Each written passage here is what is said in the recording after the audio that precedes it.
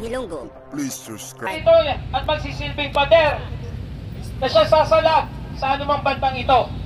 Tayo ay narito bilang isang pader na magpoprotekta sa institusyon ng gobyerno, magpoprotekta sa Estado at magpoprotekta sa Pangulo. Dahil kung tayo ay magkakawatak-watak, ay mag-uudyat ito ng kaguluhang panloob na maaaring gamitin ng iilang may interes upang pabagsakin ang bansang Pilipinas. Hindi lamang po ang administrasyon ni Pangulong Bongbong Marcos. Kaya hindi natin ito hahayaan. Hindi natin hahayaan na magambala ang tinatamasa nating demokrasya at kapayapaan. Tinglangan yan. Demokrasya. Sila yung mga nag-arali din.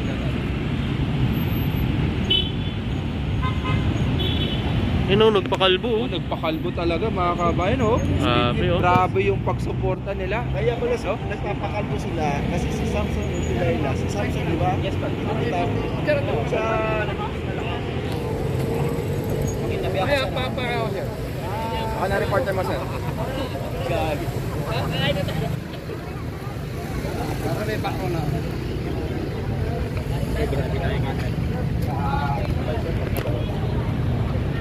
Sir, tanong ko lang sir kung ano. Sir, tanong ko lang kung para saan itong pagpapakalbo nyo. Ngayong umaga po tayo ay nagpakalbo. Kahit noong unang panahon pa man, ito ay kultura na upang ipakita ang kalakasan natin ng pagiging handa sa anumang kinakaharap natin pagsubok, anuman ang kinakaharap ng administrasyon ito. Katulad nga na nabanggit ko kanina, tayo ay magsisilbing pader ng Pangulo at ng kanyang administrasyon. Dahil kung hahayaan natin na walang didepensa para sa Pangulo, ay mayayanig ang institusyon ng gobyerno, mayayanig ang ating Estado at maaaring gamitin ito ng mga iilan na mayroong interes na pabagsakin ang anumang tinatamasa nating demokrasya at kapayapaan sa ngayon. Sa ngayon ay dapat nating tutukan ang mga problema na kinakaharap ng ating bansa.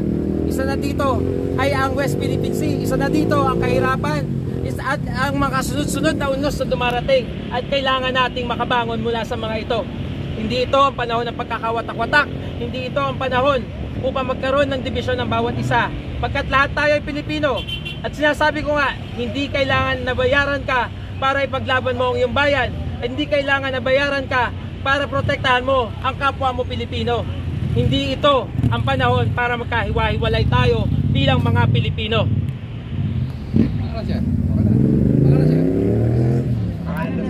Ano po, RJ Villena po sir, spokesperson po ng Alyansa Bantay Kapayapaan at Demokrasya. Kasama rin po kami, nakapaloob kami sa People's Alliance for Democracy and Reform. Mula sa pangalan po ng PADER, People's Alliance for Democracy, kami po ay isa sa mga ngalaga ng ating demokrasya tinatamasa ngayon at patuloy na ipaglalaban ang mga reforma na dapat nating kaharapin sa hinaharap upang mas maging maunlad ang ating bansa. Thank you. Ayan, grabe yung pakalbo, mga kababayan. Grabe. Ganyan yung suporta nila sa kay PBBM. Grabe, nagpakalbo pa guys. So nandun yung iba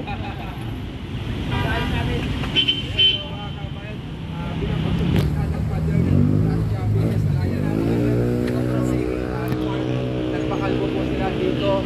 Saan sir yung pagpapakalbo?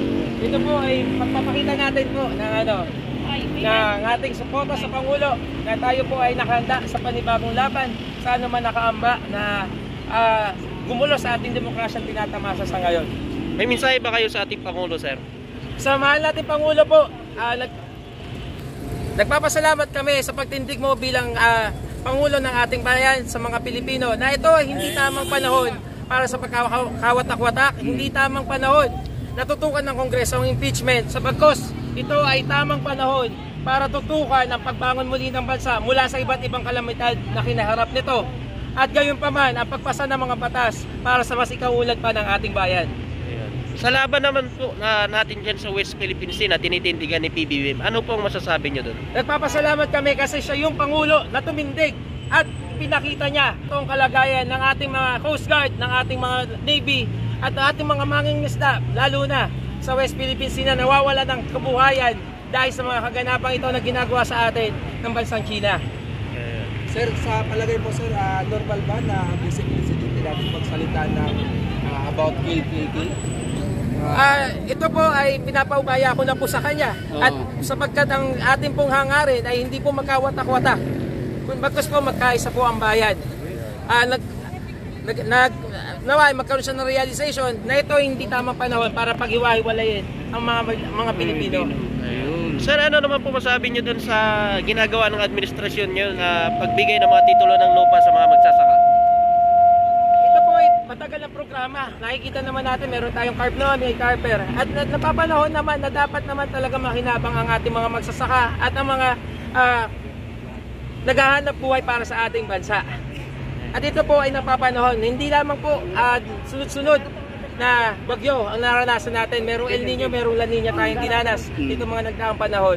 At ito, ang mga tulong na binibigay ng gobyerno ay malaking bagay. Hindi man ito sapat, malaking bagay ito para sa ating mga magsasaka at mga mangingisda. Kaya paano yung paraan para maikayat yung mga taong susumama kayo? Alin po? Yung paraan para maikayat natin yung mga taong sa inyo? Sa pagpapakalbo raw. Pagpapakalbo. Paano para po ba ang ito po ay pagpapakita natin na tayo ay nagkakaisa. Ito rin po siguro marahil ay pwede natin sabihin na paghikayat sa kanila at pag-isip-isip para maging kaisa natin. Kasi po ito yung panahon na dapat nagsasama-sama tayo bilang mga Pilipino at hindi nagkakawatak-watak. Salamat sir. Thank you sir. Sir, tanong ko na lang po kasi nauna na po kayong nandito sa street kahit wala pa yung oras. Kasabay din po ba kayo sa volume ng tao Opo, mamaya? mag-stay po tayo hanggang mamayang hapon kasi mamayang hapon po ay may ano pa tayo, sasama tayo sa grupo ng karamihan po sa supporters ng Pangulo. Yun, malinaw mga kapatid. Thank you po. Tayo, ito na, umpisa na natin. Dahil Pinklawan pala kayo, sabi mo Pinklawan kayo. At bakit nandito kayo ngayon at gusto niyo suportahan ang ating Pangulong Bongbong Marcos? Nandito ako, hindi lang para sa akin, para sa lahat. Ito ang totoong unity. Yun! Oo. Kasi yung unity dati, parang naalam na naman natin kung ano yung nangyayari dating administrasyon. O ngayon, kahit tulog ako, alam ko na nangyayari ngayon. Magandang kainat na natin Pilipino. So sir, anong masasabi nyo sir na dati ho kayong Pinklawan at ngayon po ay full support ho kayo sa... Kahit ngayon kasi malamang yan, magsasama si Marcos at saka si Leni. Palagay ko lang ha. Yun. Ito, Ayun nga, yan. Ay, Isa pa, isa pa tayo. Isa pa Isa nga. pa, isa pa. Paano nga ang ano ng Lini? Ganun ba, Lini? kaya ganito tayo. Oh, yun. Louis Vuitton. Ito, ayan na, Lini, mga Ayan na mga kababayan, no. Laini at talagang sumali na po rito, no. Ito yung sinasabi. Ayan, no. Ayan mga Lini supporters. May proof na Lini, mga Lini kababayan. supporters sumugod na rin dito sa Maya EDSA mga kababayan. Nagpakita ng kanilang suporta. Isuot mo yan. Ayan. May ebidensya, oh. May ebidensya talaga si Kuya. May ebidensya si Kuya, oh. Ayan. Nakikiisa talaga yung mga kababayan nating Pinklawan, mga kababayan. Grabe, no, mga kababayan. Ayan, ha. O, tingnan nyo. Ayan, nakikiisa po siyang kababayan natin, supporters ni BP Lini Robredo. Ayan, tingnan nyo. Diba? Election time, Lenny Kiko ka. Yes. Ayan ha, mga kababayan. Nandito din po ngayon ang mga supporters ni BP Lini. Ayan. Vice President Lenny. Anong masasabi mo? Ang saya-saya. Wow. Grabe, Kahit no? panawagan natin dito, Lapit. Sa mga Dilawan at mga Lenny supporters. Ito Panawagan. lang masasabi ko, sabi ng Kuya Game. Basta yung nakaraan, hoy, gising. Ayun. Thank you. Thank you. Ayan. So ayan po mga kababayan, narinig nyo naman, Pinklawan po yun, pero full ang suporta niya sa administrasyon ni PBBM. Kasi nga po mga kababayan, si Ganda sa pamahalaan. Yun. Ikaw yung posisyon, dapat hindi ka na tumakbo. O di ba? Anong gagawin mo diyan kung magkaiba naman kayo ng ng paniniwala? Anong grupo mo ba? Ba't nandito ka? Blessed BBM.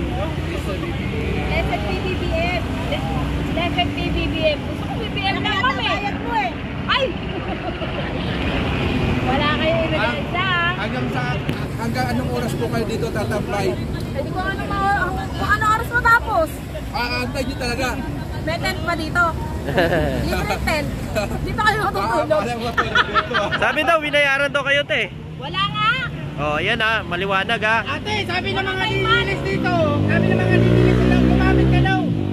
Ang mga loyalista daw, sigurado kaunti lang daw ang pupunta dito at wala daw susuporta. Totoo ba yun?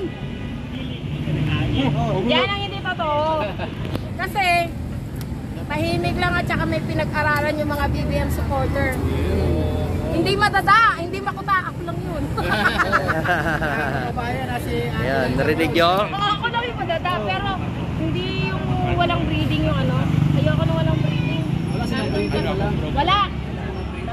Minsahin mo naman sa mga yung mga bumabati ko sa ating Pangulong Bongbong Marcos na kesyo wala daw nagawa, kurakot, bangag daw. Diyos ko, makapagtulungan na lang kayo kung gusto nyo isang magandang Pilipinas o maging magandang magkipagtulungan, wag na kayo manira. Wala namang magagawa yung paninira nyo. Naniniwala ba kayo adik daw ang Pangulo natin? Baka yung ano? Ano, te, yung ano? Ayoko na, wag ko na ituloy. Baka Ituloy mo, mamaya. wag kang matakot. Ang realista may panindigan dyan. Di na, nakaano eh.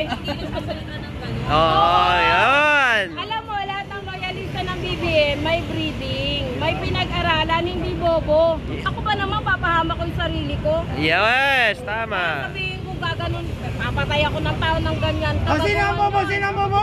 Ha? Sino ang bobo? Sila! Salita ng salita eh. Ay, ang bobo rin ako salita ng salita. Ayoko na dyan. Ayoko na dyan. Makaboring na. Ayan, so ayun po mga kababayan, maaga. Bibigyan kita pag hotel. Yes, ayan. Ano ako? Eh kayo kasi wala kayong pera. Kami ba pera kami lang dito? Oh, arinig nyo mga didilis. Sa inyo, magpakita kayo, mahilig kayo na walang resibo eh. Ayan. Oh, yung resibo niya, wala naman. Yung 25 million, walang resibo, kami may resibo. Yan naman kayo. Ayan yung resibo ni tatay, yan. Sa hotel yan. Oh. Baka mamaya kasi... Kasi mo may date yan, 2, 3, 4. Ano ka din, ayaw ko kita eh. Baka kasi, sir, baka sabihin nila yung ano yan, resibo ni Mary Grace Piatos yan. Ay, wala. May palinda kaming piyato. Sa grocery namin. Oishi. Oishi. Baka kasi mamaya sabihin nila, yan ang resibo ni Mary Grace Piatos. Ay, Christmas, punta kayo sa bahay. Marami akong pag-Christmas. Easy. Nagigaraw na lang. Oo, nagigaraw na lang. Mamasahe ka lang. Pilibre pa kita sa bus kung gusto mo. Oh, ayan. Galing pa yan si Tatay Tugigaraw, mga kababayan. Nandito siya para ipakita. Wala akong damit. Makakalito lang. Oo. Kasi mainit. Oo, ayan. Tanga isa Tugigaraw tay. Ha? Tugigaraw. Nagigaraw. Tugigaraw yan si tatay. Pakita pa ng ID, oh. Binuhin nyo, taga Tugigaraw. Hotel mo yan, bigyan mo ng pera kung magbibigay sa kanya. Oh, ayan. Oh, ayan, punta kayo dito. Yung mga details examine pa yan. Punta kayo dito, babayaran kayo ni tatay. Sabi, tay, tay, may nanghihingi na